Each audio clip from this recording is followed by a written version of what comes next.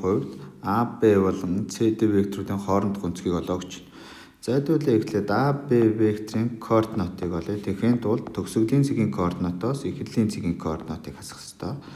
5-аас 1-ийг хасна. 6-аас 2-ийг хасна. Хасах 5-аас хасах 3-ыг хасна гэсэн. За ингээ хасчихаар бидний А B векторын координат нь хасах 6, 4, хасах 2 гэсэн координат болно гэсэн. За үүнтэй ижилхэн CD векторын координатыг олох юм бол за D векторын координатоос C векторын координатуудыг харгалзах хаснаа гэсэн.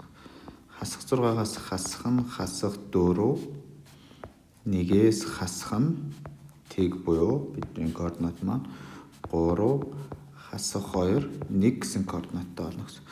Хоёр векторын координатыг хоёр векторын хоорондох өнцгийн косинус ньютон тэнцүү байдаг үгээр косинус альфа тэнцүү AB векторуудын скалар үржүүрийг AB векторуудын уртуудын үржүүрт хуваасандаа тэнцүү. Энд юу гэсэн үг вэхээр энд А вектор, энд бидний B вектор гэх юм бол хоорондох өнцөг нь альфа гэсэн.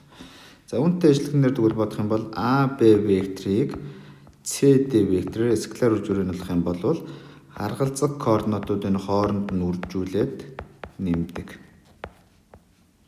Нэмэх нь хасах 2-ыг үрждэг нь 1 буюу тэнцүү скалар үржүүр нь хасах 28 гарах нэ.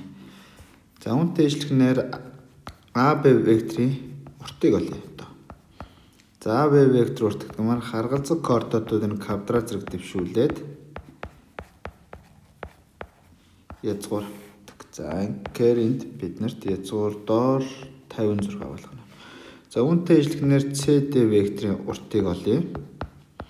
Тэгвэл язгуурдоор 3-ын квадратээр нэмэх нь хасах 2-ын квадрат нэмэх нь 1-ийн квадрат. Энэ тэнцүү язгуурдоор 14 болно гэсэн. За одоо тэгвэл эдгээрийг олцсон юм чи хэдүүлээ 2 AB болон CD векторуудын хоорондох өнцгийг олоо гэсэн.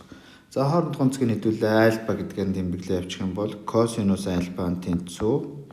За скалар үржүүр нь хасах 28, AB вектор урт нь язгуурдоор 56, CD-ийн нь язгуурдоор 14.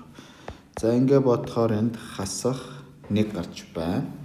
Иймд альфа нь биднэрт 180 градус байна.